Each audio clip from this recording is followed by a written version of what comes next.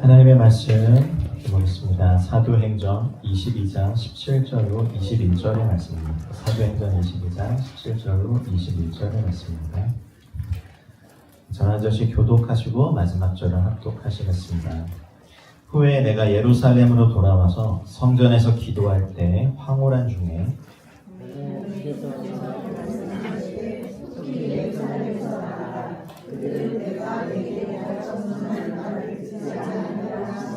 내가 말하기를 주님, 내가 주를 믿는 사람들을 가두고 또 각 회당에서 때리고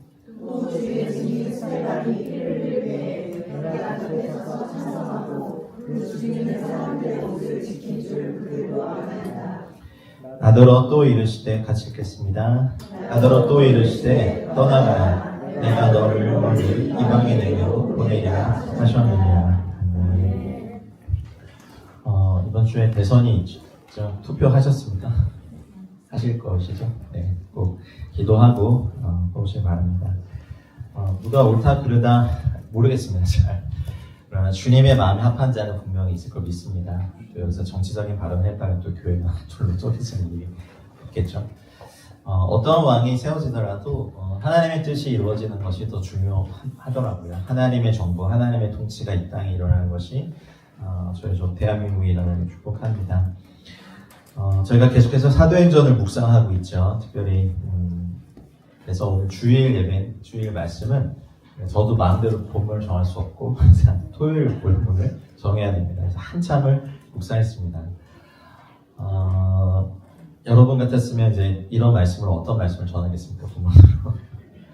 그 본문을 정해진 것으로 나아가면요. 어려움은 있지만 유익은 있어요. 왜냐하면 제 말이 아니라 본문이 하는 말씀을 하셔야 돼요. 그래서 오늘 새벽에 두통으로 체하기도 했지만 그래가지고 좀 씨름했어요. 어제 오메르 기도 마치고 물론 그 전날 다 준비를 해놨는데 이 말씀이 정말 맞을까? 사실 설교자들이 늘 하는 고민이거든요. 이 말씀이 이 시대에 또 한 분 한 분에게 맞는 말씀일까? 그러나 주님의 말씀은 우리의 시간과 상관없이 항상 우리에게 맞는 말씀입니다. 오늘 사도 바울의 고백과 또 주님의 보내심을 말씀을 해야 합니다. 사실 사도행전 22장 전체가 오늘 본문의 설교의 말씀인데요. 사도 바울이 되기 전에 사울의 인생이죠. 사울의 인생은 하늘로부터 임한 큰 빛을 만나기 전과 후로 나뉩니다. 우리 인생에서 각각 그런 말씀 하시죠. 내 인생은 뭐뭐 전과 뭐뭐 후로 나뉩니다. 뭐 이렇게 하죠. 어떤 말씀을 주로 하십니까? 결혼하기 전과 결혼하기 물론 이제 결혼하실 분들.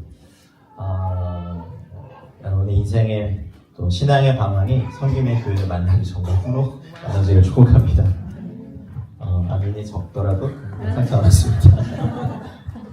사도행전 22장 이제 우리 오늘 읽지 않았지만 묵상하신 그 본문에 보면 사울은 유대인으로서 자기 자신을 소개합니다. 이게 굉장히 중요합니다. 왜냐하면 지금 사도행전 22장에서 히브리 말로 자신을 대적하고 죽이려 하는 사람들 앞에 서서 하는 말이거든요. 그리고 자기 자신을 유대인으로 소개합니다. 22장 3절에 보면 나는 유대인으로서 길리기아 다소에서 났고 그리고 가말리엘의 문화에서 조상들의 율법에 엄한 교훈을 받았다. 이렇게 말하고 그리고 여기 모인 사람들처럼 나도 하나님께 대하여 열심히 있는 자였다. 이것이 사도 바울의 과거입니다. 큰 빛을 만나기 전에 사도 바울의 정체성 전부였습니다. 나는 유대인이다. 나는 유대인이다. 지금도 유대인이다. 지금 이제 유대인들이 작당해서 이런 이상한 도를 전하는 사울을 잡아서 죽이려고 하는 바로 그 순간에 사도 바울이 자신을 드러낸 것은 이때 과거를 말하죠. 나는 유대인이다. 이 말은 모세의 율법, 모세가 전해준 율법을 엄하게 지켰고 그리고 가말리엘의 문화에서 엄격한 훈련을 받았다는 건 이건 엄청난 영예입니다. 가말리엘은 지금도 유대 교회 역사상 최고로 존경받는 랍비 스승입니다. 이스라엘에 가보시면 아시겠지만 랍비 학교가 지금도 200개가 넘습니다. 그 말은 200개가 넘는 교단이라는 거죠. 그러니까 토라를 해석함에 있어서도 유대인들이 각자 다른 해석으로 다 하고 있습니다. 저희 한국에도 교단이 몇 개 있는지 혹시 아십니까? 기독교? 저도 잘 모르겠습니다. 굉장히 많은 교단이 있고, 여러분 저희가 속한 교단이 뭔지 아십니까? 사실은 저희가 굉장히 조심스러워야 되는 건 어떠한 교단의 율법에도 묶이지 않겠다는, 그래서 반종에 빠질 수 있는 교단이 카이캄입니다. 그래서 더욱더 하나님의 말씀에 저는 어쨌든 저와 여러분들 저희 성김의 교회를 좀 지루하고 엄격하고 재미없을 정도의 말씀의 훈련으로 여러분을 묶기 원합니다. 그렇지 않으면 카이캄 교단은요 각자 소견에 오른 대로 할 수 있는 교회가 모인 곳이기 때문에 굉장한 방종한 교단이 될 수 있습니다. 그러나 원하기로는 역시 여러분 다 다르시거든요. 장로교 배경, 감리교 배경, 선교교 배경, 순복음 배경, 침례교 배경 또 어디 있으시죠? 여하튼 네. 그 모든 교단에 각 교단마다 사실 좋은 영적인 우물들이 있거든요. 그것들을 저희 성김의 교회가 다 장점은 추리고 단점은 버리고. 할렐루야. 안 가본 길입니다. 이게 얼마나 큰 힘든 일이지. 어쨌든 근데 영적인 아비의 우물들은요 저희가 조금만 노력하면 금방 팔 수 있거든요. 그래서 그런 좋은 것들은 저희가 받아내고 안 좋은 것들은 다 버리면서 주님을 더 사랑하고, 사실은 율법의 엄한 교훈, 하나님의 말씀에 의한 엄격한 교훈은요 이건 정말 중요합니다. 안 그러면요 저희는요 저희가 중심이 된 교회를 만들어 버립니다. 몇몇 사람이 중심이 된 교회를 만들어 버리죠. 이게 제일 안 좋습니다. 개척교회에서 가장 위험한 일이 뭐냐면요 각자가 교회는 이래야 돼라고 갖고 들어오는 그 생각들이 제일 위험합니다. 그러려면 주님이 새로운 교회를 만들지 않으셨겠죠. 기존 교회 여러분을 속하게 하셨겠죠. 근데 우리 한교회가 그렇습니다. 교회는 이래야 돼라는 생각이, 어떤 교회는 사회 문제에 적극적으로 참여해야 돼라는 그런 진보적인 성향을 가진 교회에서 신앙생활 하시는 분들은 또 교회를 그냥 정치 세력화 만들려고 굉장히 노력합니다. 공의를 행하고 정의를 행하는 방법에는 꼭 데모만이 있는 것이 아닙니다. 우리가 할 수 있는 일을 하면서 약한 자들과 그리고 사회에 그리고 사람들의 눈이 그러니까 미치지 않는 영역에 그런 사람들을 돕는 것도 공의를 행하는 겁니다. 정치를 바꾸는 것이 큰 변화가 있죠. 그러나 거기에 또 거기에 부르심에 맞는 분들이 있어야 뛰어야 됩니다. 솔직히 여러분 지금 여러분을 행정부 어떤 자리에 앉혀놓으시면 자신 있으십니까? 아니요. 제가 예전에 대학교 다닐 때 저희 선배들을 봤는데 물론 열정도 있고 이 땅을 바꾸려고 막 근데 이렇게 데모만 하다가 막상 정권을 잡으니까 국가를 경영할 실력을 쌓을 시간이 없었거든요. 그분들이. 예, 그러니까 계속해서 사람들에게 인기 있는 것만 포퓰리즘이라고 하죠. 그런 것만 계속 내는 모습을 봤습니다. 또 반대로 꾸준하게 어쩌면 국가의 요직에서 자리에서 국가를 운영할 경영을 가진 분들은 또 사람들의 마음에 있는 법을 몰라요. 참 아이러니하다는 생각을 하고 있습니다. 오늘 정치 얘기를 하려는 것이 아니라 여러분 한 사람 한 사람의 부르심이 달린 것입니다. 우리는 어쨌든 사울이 그랬듯 이 빛을 만나기 전과 후는 달라야 됩니다. 율법의 엄한 교훈 플러스 하나님께 대하여 열심히 있는 영역에 달하는 거는요 사실 되게 어렵습니다. 굉장히 보수적이고 좀 심할 정도의 정죄, 말씀의 정죄가 있는 공동체에서 열심을 갖기가 쉬울까요? 없습니다. 그거는 정말 어렵습니다. 또 반대로 열심히 있는 사람들은요 엄한 훈련에 자기를 잘 안 맡겨요. 제 말 이해되십니까? 그런 거 있죠. 제가 어떤 특정 공동체를 얘기하는 게 아니라 개인 묵상, 1:1 훈련, 주로 개인적인 영성을 막 추구하고 성령의 개인적인 체험과 은사를 이렇게 많이 강조하는 공동체의 영성을 가진 분이 집단주의적인 교회 안에서도 기독교 안에서 그런 데가 있습니다. 주로 우리 선교단체들이 그렇습니다. 네 얘기 안 중요해. 네 의견 안 물어봤어. 여기가 정한 대로 넌 가. 하는데 있죠? 도와주세요.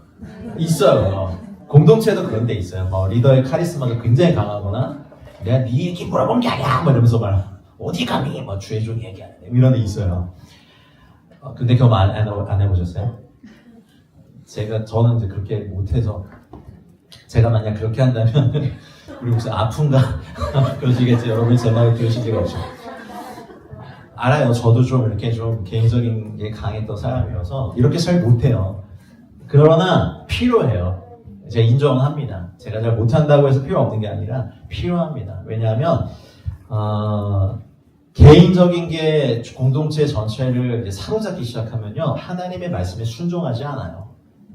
오늘 본문이 사실 그걸 얘기하는 거거든요. 사도행 전체가 그걸 얘기하거든요. 그러니 율법의 엄한 교훈과 그 공동체 전체가 바리새인이란 집단이 믿고 있는 그 하나님을 향한 열심에 이런 도는요 그냥 죽여버려야 되는 거죠. 그러니까 그의 전형적인 모습이 빛을 만나기 전에 사울이었어요. 큰 자, 이름도 또 큰 자야, 또 그죠. 바울은 작은 자. 그래서 자기를 말해요. 나는 이 율법의 엄한 교훈을 받았다. 그러니까 가말리엘의 문화? 그러면 이제 감히 그건 어떻게 범접할 수 없는 영역인데, 근데 하나님에 대하여 정말 열심히 있어. 내가 어느 도까지 열심히 있는 줄 아냐. 4절이 그렇게 말. 내가 이 도를 박해해서, 이 도가 뭐예요? 예수님을 메시아로 구주로 믿고 따른 지금 저희들의 도, 이 도를 박해했다. 얼마나 열심히 했냐면 사람을 죽이기까지 했다. 실제로 죽였어요. 그래서 저는 사실 사도 바울이 고백한 육체의 가시가 혹시나 이런 뭐 많은 학자 해석이 있지만 자기가 과거에 이 돌을 박해해서 죽였던 죽임에 넘기는 그 사람들에 대한 자책감은 아니었을까라는 생각도 합니다. 왜냐하면 여러분 제가 여러분이 예수님 믿는다고 여러분 잡아 죽이고 여러분 가족들 죽인 사람이었는데 목사 됐다고 나타나고 복음을 전하면 저를 카메라에 놔두시겠어요? 집에 할 때마다 쫓아다니면서 피켓 들고 노려보고만 있어도 저는 말씀 못 좀 할 것 같아요. 여하튼 뭐 어떡하지. 그러나 사도가 이것을 공공연히 말하면서 나는 정말 사도 될 자격이 없는데 나를 나댄 것은 하나님의 은혜다.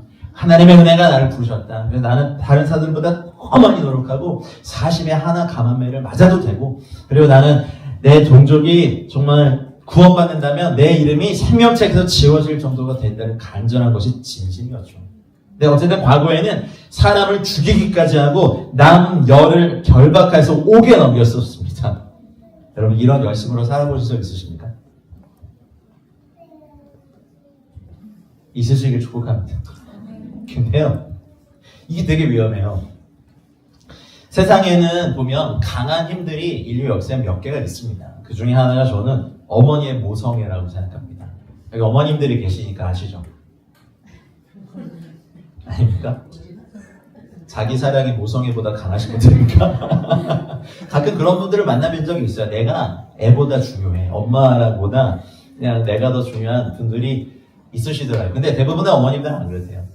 그렇죠. 모성애도 강하고 막 7명, 8명의 자녀들을 길러내신 어머님들, 저희 윗세대 어머님들, 그 위에 할머니를 보면 어떻게 하셨을까? 근데 그분들 여러분 나도 모르겠어. 여자로서의 인생이 그냥 다 딜레트 돼버리고 그냥 엄마로서의 인생만 남으셨던 분들. 그냥 엄마는 그 이름만으로도 참 존경받기 마땅합니다. 찬양까지는 아니어도 존경받기 마땅합니다. 네, 근데 오늘은 엄마의 얘기를 하고 싶진 않고, 여기 보세요. 지식이 열정이 되고 열정이 강해지면 신념이 되거든요. 그리고 거기에 더 강한 힘이 뭔지 아세요? 이게 종교의 모습을 띠면요 사람을 죽일 수 있어요. 공산주의 여러분 저도 대학교 때 운동권 선배 영향에 따라서 마르크스 자본론을 막 스터디했거든요. 근데 제가 신앙이 없었으면 와 이건 진짜 이렇게 살아야겠다. 사회주의 혁명론 이런 거 말고 제가 과거에 운동권이었습니다. 그래서 학습을 해봤습니다. 근데 하나님 없이 이 책을 읽으면요, 와 정말 이렇게 살면 이 땅이 유토피아가 될 것 같다는 믿음이 생기더라고요. 근데 제 안에 있는 신앙과 이것이 충돌하기 시작했어요. 왜요? 이건 하나님이 없다라는 사람이 만들어요. 출발부터가 유물, 그러니까 하나님이 없는 거, 물질이 모든 것을 시작으로 말하는 이것부터가 현재 인본주의 철학인데 부딪힘이 있더라고요. 근데 이것을 믿기 시작하면 우리 운동권 선배들 보니까 믿기 시작하니까 이것이 힘이 돼요. 그래서 강의 시간도 안 들어가는데 태극기 두르고 거리에 서서 화염병을 던지고 구호를 외치고 막 정교하게 방패 찍히고 곤봉으로 두들겨 맞고 감옥에 갇히고 막 다녀도요 그대로 믿어요. 이게 힘이 돼요. 왜냐면 이렇게 살면 여기를 바꿀 수 있는 것이 신념이 되는 곳에 힘을 받거든요. 신념도 어마어마하게 강합니다. 믿지 않으시겠지만 제가 대학교 때 체 게바라 옷을 입고 티셔츠 옷 입고 다니는 누구지 아세요? 걔 좀 말아요. 체 게바라 아세요? 카스트로가 쿠바의 공산혁명을 일으켰던 젊은이였어요. 근데 제가 그 청년의 그 형전을 보고 충격을 받았는데 사실은 이 사람은 뭐 의사잖아요. 근데 남미를 여행하면서 가난한 사람들의 삶을 봅니다. 그래서 충격을 받습니다. 그래서 질문을 던져요. 왜 부자는 항상 부자고 가난한 사람은 가난할까? 근데 그때 만약 복음을 만났다면 복음으로 이 사람이 이렇게 일어났을 텐데 그때 카스트로를 만나요. 그리고 그 당시 유행했었던 뭐 마르크스와 레닌을 만나요. 그래서 이 사람이 그걸 계속 읽으면서 이것이 정말 남미를 구원하고 이 세상을 바꿀 수 있는 진짜라고 믿기 시작해요. 사도 바울이 주님의 빛을 만나기 전의 모습까지. 그래서 뭐 다 제거하고요. 나중에 그래서 그 카스트로하고 자기 제자들을 40명 정도 길러내요. 네, 그리고 이 길러낸 제자들과 함께 쿠바 해안에 상륙합니다.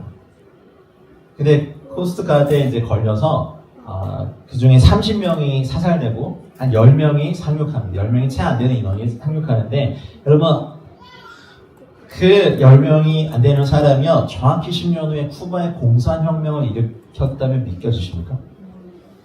제가 그때 충격이었어요. 우리 CCC도 있었고 막 있었는데 우리는 진짜를 가지고도 이 땅을 변혁하지 못하는데 가짜를 가지고도 한 나라를 10년 만에 바꾸는 그 젊은이들의 열정, 힘, 그리고 그걸 종교를 믿는 사람들은요 이슬람 무슬림들 뭐 아시잖아요. 극렬 무슬림들은 사람도 쉽게 죽여요. 왜? 그게 종교가 되면 그래요. 빛을 만나기 전에 사도 바울이 그랬죠. 그래서 그때 한동안 제가 체 게바라 혁명가의 삶을 꿈꿨습니다. 그리고 CCC 제가 그때 거듭난 그리스도인이 많았는데 고민이 있었어요. 그 CCC 대표 소장님이 왜 어린애가 맨날 앞에서 이렇게 외치니까 저를 타겟으로 전도하러 왔는데 제가 조한도 경배한 찬양 막 할 때 앞에서 또 이러고 있으니까 쟤 뭐냐 찬양가 너무 많이 그러고 있고 근데 저도 사실 고민을 하고 있었던 거거든요. 왜 그리스도인들은 왜 자기들끼리만 모여가지고 우리들끼리 서로 죽고 우리들끼리 축복하고 우리들끼리 하냐. 10대 초반에 그 피 끌린 젊은이의 대답을 잘 못 해줬어요. 그 형도. 그렇게 해서 공산혁명을 일으키면서 정부의 자리에 앉혔는데 체 게바라는요 자기가 그 자리에 어울리지 않는다고 생각해서 기꺼이 그 자리를 버리고요 이 아시아 쪽으로 들어와서 공산주의 혁명을 계속해서 혁명가로 삽니다. 나중에 CIA가 이 사람을 잡으려고 현상금을 어마어마하게 걸죠. 제 질문은 그거였어요. 물론 체 게바라를 높인 게 아니라 가짜를 가지고도 저렇게 사는데 왜 우리는 진짜를 가지고도 이렇게 살까? 그거였어요. 우리는 그냥 하면 맨날 내적 치유만 40년째 받고 네, 내적 치유만 30년째 막 이러면서 뭘까요? 근데 오늘 우리가 사도행전을 묵상하면서 꼭 봐야 되는 건 복음은요 구원의 복음으로 입문하지만 천국 복음, 킹덤 복음이 사실은 우리가 전해야 될 복음의 완성이에요. 우리는 복음을 각자 개인적으로 그리고 우리의 가정의 구원으로만 한정시키는 아주 얕은 작은 복음의 편견이 있습니다. 그렇게 열방을 위해서 뛰고 각 영역과 민족을 바꿀 수 있는 것은 선교사들만 가져야 된다고 하는 것도 아니에요. 그래서 사도행전 전체가 그런 생각을 가진 모든 사도들, 제자들의 환경과 어떤 사고방식을 깨는 주님의 역사의 행정이에요. 성령이 임하시고 나서 바로 내적 치유하셨나요? 아니요. 성령의 권능을 받고 예루살렘과 온 유대와 사마리아와 땅끝까지 가서 복음을 증거하는 제자를 만들기 위한 성령의 역사와 예루살렘이 좋사오니라고 머물러 있는 제자들과의 교회 안에 성령님과의 공동체와의 갈등이 있었어요. 그러나 그것을 성령님이 과감히 심지어는 순교까지 일으키시면서 흩어버리셨죠. 그래서 여러분 지식이 열정이 되고 신념이 되고 종교의 모습을 가지면요 사람을 죽입니다. 제가 이번에 일본에 가서요. 제가 분명 일본 선교를 갔다 왔는데 북한에 갔다 온 느낌이에요. 왜냐면 일본 내에 있는 탈북자들 아주 위험한데 일본 이거 의도하지 않았는데 조총련의 어떤 사람도 만났어요. 신고하시면 할 수 없고요. 근데 그냥 공산주의자로 보인 게 아니라 영혼으로 보였어요. 아무도 이 사람에게 다가가서 복음을 전하지 않는구나. 일본 내에 있는 탈북민들은 일본에 살다가 해방 이후에 돌아가려고 보니까 엄마의 고향은 북쪽, 아빠의 고향은 남쪽. 그래서 어디를 갈지 모르고 헤매다가 그냥 일본에 남아서 살던, 그래서 북한 국적도 못 갖고 남한 국적도 못 갖고 그냥 조선 국적을 갖고 사는 사람들이거든요. 그래서 자녀들이 글과 우리 문화를 잃지 않게 하기 위해서 학교를 세웁니다. 그리고 남북한에 동시에 도움을 요청합니다. 근데 남한은 그 당시 너무 어렵기 때문에 도움 주지 않았고 우리 북한이 적극적으로 도우면서 이 학교들이 다 조총련 계열의, 우리가 조총련이라고 불리는 그런 북한의 지원을 받는 학교들로 바뀌어져. 그래서 그리고 나중에 이제 남한 정부도 뛰어들죠. 그래서 민단이라고 하는 남한 정부가 그런 학교들을 세우면서 조총련 학교들은 이제 한 70년대까지 북한에도 잘 살았으니까 굉장히 활발하게 하다가 지금은 많이 사라지고 있습니다. 오해하지 마십시오. 제가 조선학교를 독자하는 게 아닙니다. 주체 세상을 가리키는 조선학교는 없어져야 된다고 생각합니다. 근데 그 안에 있는 사람들의 접점을 거기 아니면 만날 수가 없어요. 일본에 흡수돼 버리면 이제 그 사람들을 찾을 수도 없죠. 신비한 거는 외국에서 살다 보면 이제 2대, 3대로만 가도 애들이 한국말 다 잊어버리거든요. 7대가 되더라도 조선의 언어와 그리고 우리나라의 문화를 가르치고 있는 겁니다. 이게 되게 놀라운 일이거든요. 근데 거기에 신앙이 들어갈 수 있었다면 더 좋았겠다. 근데 아무도 그들에게 가서 복음을 전하지 않았으니까. 근데 이 선교도 말이에요. 여러분, 주님은 공산주의자들도 주님을 만나게 하실 수 있습니다. 믿으십니까? 무슬림들도 구원하실 수 있어요. 근데 문제는 편견을 가지고 그 사람들에게 가지 않는 공동체의 문제였어요. 사도행전 전체가 사실 그런 겁니다. 그래서 그래서 북으로 갔었던 아버지 어머니를 따라, 아버지 어머니를 따라 가서 그냥 북에서 태어난 사람들은요, 그 실상이 너무 안 좋으니까 나중에 탈북을 한두 가지로 하기 시작합니다. 그래서 그냥 중국에 있는 일본 영상을 통해서 탈북자로 일본에 살게 되죠. 이 사람들을 만나는 거죠. 근데 이 사람들은 일본 사람들에게는 조센징으로 차별받고요. 조총련들한테 배신자로 탈북, 왜냐하면 북한을 버리고 갔으니까. 남한 사람들한테 빨갱이로 차별받고 아무도 이 사람들에게 복음을 전한 적이 없었어요. 그래서 제가 보니까 북한에 있는 사람이 이렇게 퍼서 이렇게 아직도 주체 세상이 굉장히 강하게 나와요. 저도 잘 몰랐어요. 가서 보니 있더라고요. 그러니 제 선교회에서 하나님 인력을 주시면 이곳에 선교사를 보내야겠다. 소수예요. 대부분 다 할머니, 할아버지들이고. 그래서 이분들에게 복음을 전하는 일들을 우리가 해야 되는데 문제는 공동체가 그들을 향하여 가는 마음이느냐. 사도행전을 제가 이렇게 묵상하자고 제안한 이유는요. 우리가 알고 있는 선교, 전도, 교회의 한계를 우리도 깨야 되는 거예요. 우리는 개척교회니까, 1년도 안 된 교회니까. 여러분, 1년도 안 된 개척교회에 왜 선교사 출신의 사람을 담임 목사를 세우셨을까요, 여러분? 같이 가잖아요. 선교는 이제 한 10년 차쯤 된 교회가 할 수 있는 게 아니라 처음부터 교회는 선교와 복음을 증거하기 위해 세워진 공동체예요. 선교는 있잖아요. 하나님의 이름을 모르는 곳, 하나님을 모르는 곳, 예배가 없는 땅에 주님을 전해서 예배를 드릴 수 있는, 예배를 전하게 하는, 예배를 드리게 하는 모든 과정의 총체적인 것이 선교예요. 미션이에요. 동의하십니까? 그러니 우리가 이제 우리만 하지 말고 그냥 일본을 갔다 왔기 때문에 일본에 대해서 조금 더 말씀드릴까요? 여러분, 일본도 이랬어요. 조선 민족을 포함해서 아시아의 모든 민족이 열등하다고 여겼죠. 사실 조금 더 일찍 개화해서 물질 문명을 받아들이고 서양 문명을 받아들였고 2차 대전 때는 막 항공모함을 만들어가지고 미국과 전쟁할 만큼 굉장히 선진국이 됐기 때문에 아시아의 모든 민족이 미개하다고 해서 그때 내선 일체 이런 거 주장하면서 모든 아시아 시민들을 한국 시민으로 만들기 위해서 다 장악하고 그리고 수많은 사람들을 죽였죠. 일본이.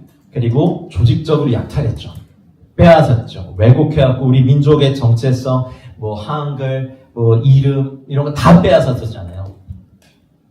그게 왜 그래요? 자기가 옳다고 믿는 지식이 신념이 되고 종교가 되면, 여러분 천황을 섬기는 건요 일본에서는 종교입니다. 종교.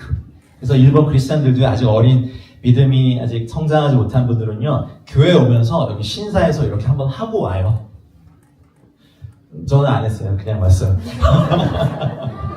그래서 그 안에서 그 복음의 어떤 그런 것들이 흥황하기가 되게 어려운데요. 여러분 일본은요 사실 우리 민족보다 훨씬 이상 약 250년 한 300년 전에 복음이 먼저 전해진 나라입니다.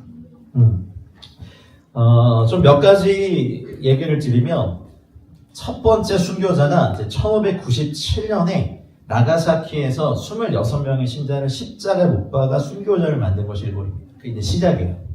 그걸 시작으로 1614년에 이제 도쿠가와 막부가 기독교 금지령을 내려서 기독교 탄압을 시작합니다.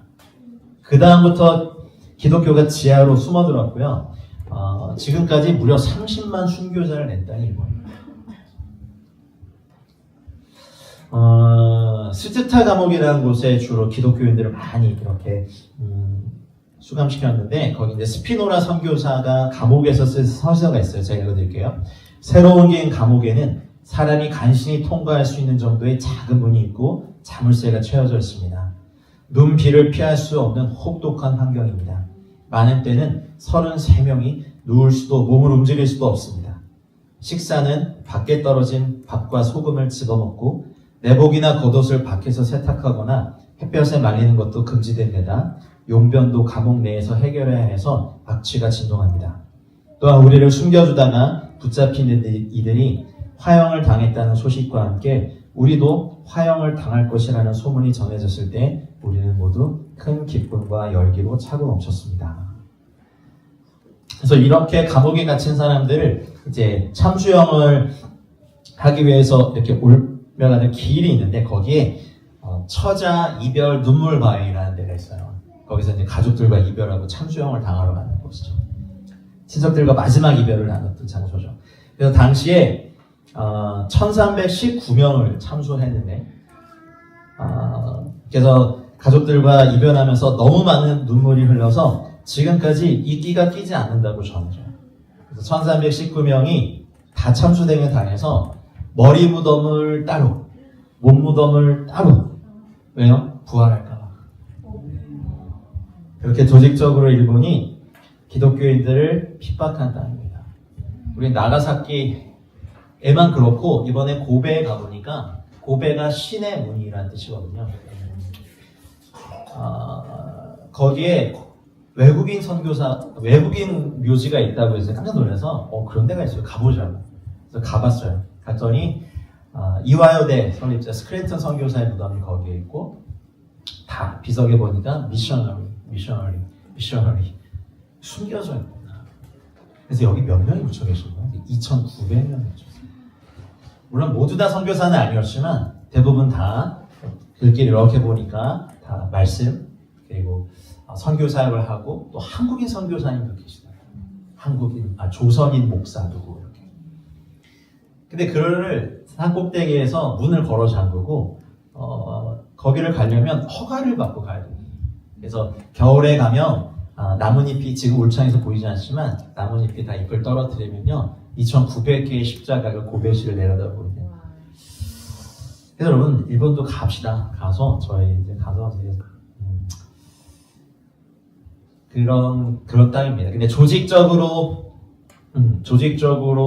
기독교를 박해오고 지금도 사실 천황을 섬기는 그 종교가 너무 태양신 숭배가 진짜 신사를 섬기는 숭배가 강한 그 땅에 저희가 가야 됩니다. 그러려면 사실 오늘 사울이 경험한 다마스커스에 이 돌을 섬기는 사람들을 죽이려고 가고 있었던 사울을 바울로 만든 그 강렬한 빛, 하늘로부터 내려진 빛. 그래서 깜짝 놀라서 묻죠. 엎드려져 있어서 묻죠. 사울아 사울아라고 불렀던 그 큰 빛. 누구십니까? 라고 했을 때 나는 네가 핍박하는 자 예수다. 왜 나를 박해하느냐라는 빛이 비춰주시오. 여러분 하나님께서 피조물인 우리의 이름을 부르시는 일은요 온 우주에서 가장 위대하고 놀라운 일입니다. 저와 여러분들의 이름을 이번 주에 부르시는 은혜가 기적합니다. 근데 이게 참 놀라운데 사울 그리고 아나니아 고넬료 베드로 9장 10장에서 각기 이름을 각각 부르신 이 이름이 불려진 이후에 사울은 눈이 보이지 않게 되고 식음을 정죄하죠. 베드로는 어땠습니까? 하늘의 음성을 들은 이후에 거부할 만큼 원치 않는 명령에도 불구하고 불결한 이방인과의 만남을 해야 됐어요. 구약에서 아브라함도 하나님께서 부르시고 난 다음에 누구를? 외아들 이삭을 바치라고 하셨습니다. 사무엘아. 그 이유는요, 아버지같이 자신을 거두어주신 엘리를 향해서 그의 죄악과 그 가문이 받게 될 심판을 선포하라고 명령하십니다. 두려운 일입니다. 그래도 원하십니까? 여러분이 안 원하셔도 저는 여러분을 위해서 기도할 겁니다. 그의 간중에 그래서 내가 그 빛을 보고 같이 갔던 사람들은 음성은 들었지만 빛을 못 봤다. 나는 내 눈이 멀어서 누군가의 손에 이끌려 갔더니 그때 누군가를 너에게 보내서 네가 할 일을 명할 걸 미리 말씀하세요. 그리고 주님은 누구를 준비시켰습니까? 아나니아를 준비시켰죠. 아나니아는요, 여호와는 은혜로우시다라는 뜻이 있어요. 그래서 아나니아를 찾아오셔서 아나니아를 부르십니다. 그때 아나니아가 주여 내가 여기 있나이다. 와, 멋집니다. 우리 이렇게 해야 됩니다. 부르셨는데 사탄아 몰라라. 그러면 안 돼요. 주님의 음성 우리가 알아요. 우리 인생에서 주님의 음성이 불려질 때 영광스러운 일이 효중 여러분에게 임하시길 축복할게요. 그거 들으면 돼요. 그럼 모든 패션이 느낌표가 됩니다. 근데 문제는 아나니아를 부르셨을 때 주님 내가 여기 있나 했을 때 아나니아에게서 사울에 대해서 말씀하시죠. 가서 안수하고 내가 이방인에게 보내고 너는 앞으로 많은 고난을 당할 것이다 라고 말해주라. 영광스러운 일인데 아나니아 입장에서 한번 생각해보면 나를 찾아오셔서 이름을 부르셨어요. 근데 인간적인 측면에서 보면 이 만남은 아나니아에게 되게 서운한 게 많아요. 왜냐하면 타이밍도 이미 늦었어요. 왜냐하면 아나니아는 다메섹에 살던 제자였는데 사울이 예수쟁이들을 붙잡아서 예루살렘으로 끌고 가려고 발걸음을 재촉하려고 했던 바로 그 도시였잖아요. 예루살렘 종교 지도자들하고 바울은요, 스데반을 죽이고 예루살렘 교회를 핍박하면서 톡톡한 재미를 봤거든요. 그래서 그 칼날을 어디로 향했냐면 다메섹에 향했어요. 그 소식을 들었죠. 아마 피난한 그 성도들이 있을 거죠. 아나니아 기도하고 있을 거예요. 하나님, 제가 떠나야 됩니까? 어떻게 해야 됩니까? 기도하고 있었는데 아나니아라, 야 드디어 이제 피할 길을 주시겠구나 했더니 죽이러 온다는 그 사울을 만나라네요. 주의 음성을 들으면 주로 이런 겁니다, 여러분. 할렐루야. 그러니까 침묵으로 일관하시는 주님에 대한 막 상한 마음이 있었을까, 아나니아 입장에서는. 왜? 예루살렘 성도들이 그렇게 어려움 당하고 스데반 나도 너무 사랑했던 형제인데 그가 죽임을 당했대요. 그래서 아나니아를 찾아오셨는데 말씀해 주시겠구나. 그래서 아나니아에게 지대한 관심이 있어서 아나니아 말씀하시고 내가 너를 얼마나 보고 싶었는지 아니? 착하고 충성된 종아, 이런 말씀 안 하셨어요. 만나자마자 바울의 일을 말씀하셨을 뿐 아나니아의 어떤 걸 위로하시고 나의 수고를 한다, 눈물을 한다, 너의 자녀는 이렇게 될 것이다 말씀 안 하셨어요. 제가 아나니아라면 되게 서운했을 것 같아요. 아니 이게 주님의 음성을 귀로 듣는 것이 흔한 저기도 아닌데 오셔서 나를 죽이러 오고 교회를 파괴한 그 사람을 만나라고 하다니요. 주님 저의 상처는 어떠시고요? 보이세요 상처? 그거 아니야. 딱 한 번 만나셨는데 내 이야기보다 다른 사람 이야기에 온통 마음이 쓰는 것을 보는 경험. 그래서 아나니아가 주님을 찾는 것도 아니라 주님의 타이밍에 주님의 목적을 위해서 아나니아를 찾아가셨는데 이것이 아나니아에게 어땠을까? 주의 음성 듣기 원하십니까? 우리가 원하는 거 안 들려주십니다. 대부분은. 그래도 들으셔야 됩니다. 두 가지, 하나님의 빛과 하나님의 말씀이 하나님의 타이밍과 하나님의 방법이어야 됩니다. 주님이 딱 끝까지 복음이 증거되고 교회가 세워진 것을 그렇게 원하셨는데 베드로도 자신의 이 교만, 무관심, 편견 이걸 통해서 주님의 타이밍을 제한하고 있었거든요. 만약 주님께서 이방인 선교를 위해서 베드로가 마음을 열고 순종을 할 때까지 기다리셨다면 어쩌면 딱 끝까지 교회가 세워지는 것이 불가능했을 거예요. 죽을 때까지. 베드로가 죽을 때까지. 그래서 선교는요, 우리의 환경과 이 타이밍에 제가 거길 가야 됩니까? 그리고 왜 폴란드 가야 됩니까? 왜 일본 가야 되고, 일본 갔다 왜 일본 교회가 아니라 왜 일본에 있는 탈북민들 만나야 됩니까? 이게 우리가 갖고 있는 선교를 맡고 있는 한계입니다. 아나니아를 어쨌든 사용하셨습니다. 그리고 15절을 보시죠. 네가 그를 위하여 모든 사람 앞에서 뭐라고 합니까? 내가 보고 들은 것에 대해서 증인이 되는. 아나니아의 사명을 말씀하신 게 아니에요. 이후에 뭐 아나니아에게 말씀하시는지 그건 모르겠어요. 근데 아나니아는 어쩌면 미리 자신의 인생의 사명을 주님께 들었을지도 모르겠어요. 그래서 이걸 듣고 난 다음에 갑니다. 그 집과 거리가 곧게 뻗어 있는 길이거든요. 그래서 집과 거리 끝에 있는 무드장의 집을 못 찾을 수가 없어요. 가봤는데요. 그건 보여요. 가면서 아나니아가 그거 가야 됩니까? 마치 우리 임기선 목사님과 저처럼 이렇게 I 성향의 사람들이 약속 장소에 가면서 오늘 안 나오셨으면 좋겠다. 전화를 하면서도 제발 받지 마라 했는데 막 아나니아처럼 이렇게 가다가 어딘지 알아요. 그 집을 못 찾을 리가 없어. 내가 주님 그 집을 못 찾았으면 좋겠습니다. 근데 그것도 안 돼. 갔더니 기다리고 있잖아요. 핍박하러 왔던 바로 그 사람이 기다리고 봤더니 눈이 멀어있네요. 말해요. 네가 그를 위하여 모든 사람 앞에서 네가 보고 들은 것을 증언할 것이다. 자기가 알고 있는 것을 내가 보고 있는 것을 오라. 그리고 내가 알고 있는 것이 오라. 내가 행동하는 것이 오라. 라고 하는 것을 바꿀 수 있는 건요. 인간의 방법이 아니에요. 하늘의 강력한 빛만이 가능해요. 저와 여러분들 가정에 우리 공동체에 하늘의 강력한 빛이 비춰지길 소망합니다. 그거 아니고서 우리의 생각도 못 깨요. 선교단체에서 배운 분들이 또 자신의 선교 방법을 깨는 게 너무 어려워요. 그거 넘어서야 진짜 선교사 됩니다. 나를 길러준 선교단체를 버리라는 얘기 아니에요. 거기서 배운 것이 소중한 바탕은 되지만 그렇게 우리를 안 움직이시더라고요. 그래서 저도 처음에 너무 혼란했어요. 이게 선교가 내가 아는 선교 이게 아닌데 내가 아는 선교가 아니어야 해요. 그 주님의 강렬한 빛이 비춰야 돼요. 우리가 나라를 위해서 기도할 때도 어쩌면 이번 누가 세워질지 우리가 지지하지 않은 후보가 세워질지라도 갸우뚱할 수 있어요. 하지만 기도를 쉬면 안 돼요. 선거 전까지만 막 기도하고 선거 후에 기도하지 않으면 이것이 더 나빠요. 어떤 사람이 세워지든지 간에요. 하나님이 쓰시지 못할 사람이 없어요. 하나님 악인도 쓰시고요. 의인도 쓰세요. 기도를 쉬지 않기 바랍니다. 주님께서 우리에게 빛을 비추신다는 것은요. 강력한 도전이에요. 그래서 말해줍니다. 첫 번째 사도 바울의 사명이죠. 네가 그를 위하여 하나님이 우리를 위해 존재하신 것이 아니라 우리가 이 땅에서 그분을 위해 존재하는 거예요. 착각하는 많은 분들이 있어요. 우리의 신앙이 성장할 때 제일 먼저 깨쳐야 되는 것이고 어릴 땐 그래요. 엄마 아빠도 나를 위해 존재하는 것 같아요. 엄마 아빠가 아프면 짜증나요. 엄마 왜 아파? 내 밥 해줘야 되는데. 어린 아이니까 그래요. 근데 좀 크면요. 아빠가 아빠 이런 거 원하시는구나. 엄마가 이런 거 하시는구나 하고 알아주죠. 그런 거 알아줄 때도 우리 이제 가야 되죠. 우리도 우리 부모님께 사실은 불효한 사람들이에요. 그런 것처럼 어렸을 때는 신앙도 어려요. 다 나 중심이야. 와가지고 성령이 오셔서 성령이 무엇하러 오신 분입니까? 한 명도 예수님을 증거하고 변호하는 사람이라고 말하는 사람이 없어요. 왜요? 아직은 나 중심이거든. 나를 치유하시는 목적도 그럼 나는 주님을 위해서 사용되는 도구겠네요. 나중에 이제 그것도 치유돼요.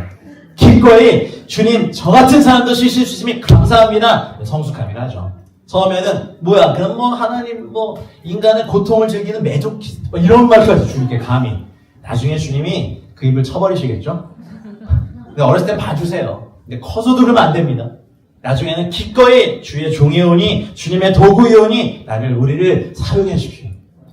우리 자녀들이 물론 스카이 아이비리그 대학 가면 좋겠지만 우리가 꼭 다녀야 될 주일학교와 그리고 하나님께 사용되는 그 영광스러운 것에 우리의 자녀들이 사용되는 것이 우리 가문의 최고의 영광 아니겠습니까? 아멘이죠? 그래서 누가 우리를 위해 갈고라는 이 도전. 이사야 43장 21절도 이 백성은 내가 나를 위하여 제안하니 나를 찬송하게 하랍니다. 고린도전서 8장 6절에도 우리도 그를 위하여 있다.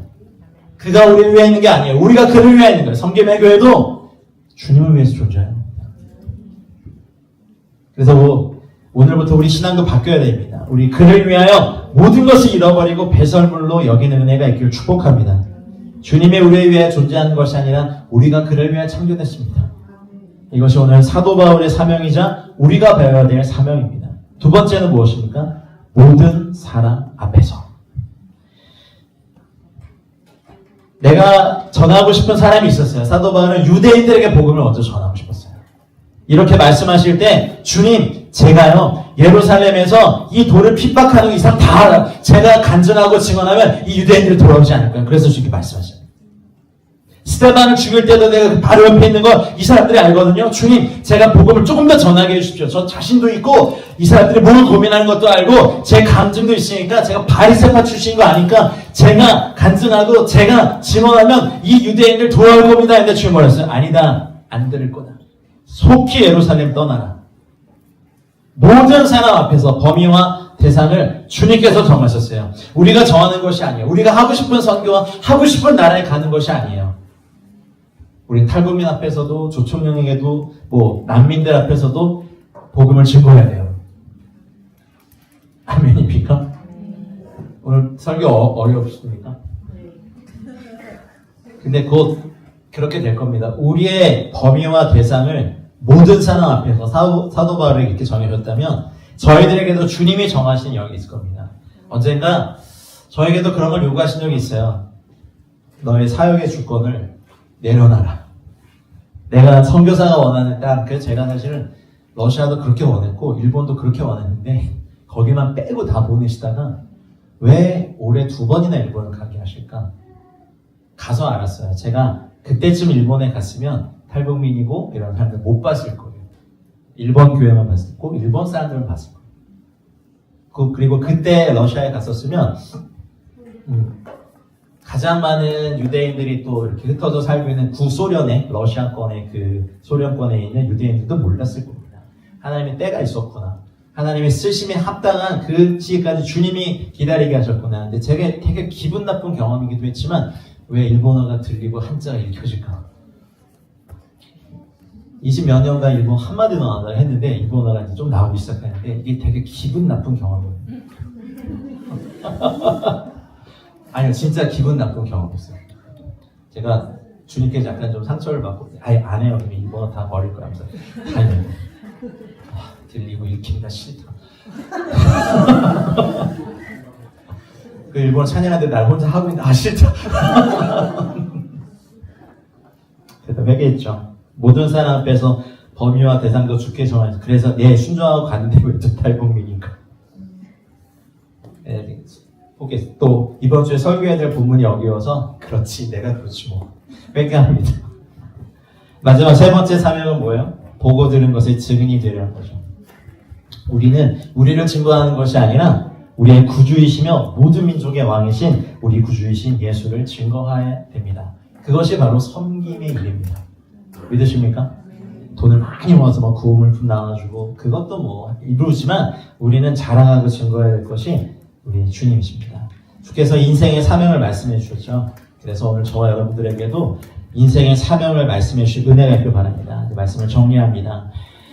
첫 번째는 주님의 그 강렬한 빛, 주님의 그 빛을 만나기 전과 그 빛을 만나기 후가 극렬히 갈려지는 그 말씀의 빛이 사실 두려운 일이지만 저와 여러분들에게 강렬하게 이번 주에 꼭 비춰지기를 꼭 눈 멀면 저 부르십시오. 그래서 기도해 드리겠습니다. 저에게 여러분의 사명을 말씀해 주실지도 모르겠습니다. 그런 신방이라면 열리 다 제쳐두고 가겠습니다. 제가 뭘지도 모르겠습니다. 그럼 저한테 오셔서 기도해 주십시오. 제가 새로운 사명을 받겠습니다. 예. 두 번째는 주님의 음성, 부르신 음성을 들으십시오. 누구야? 두렵지만 듣기 원하고. 세 번째는 그리고 사명을 발견하는 이번 한 주가 되시길 축복합니다.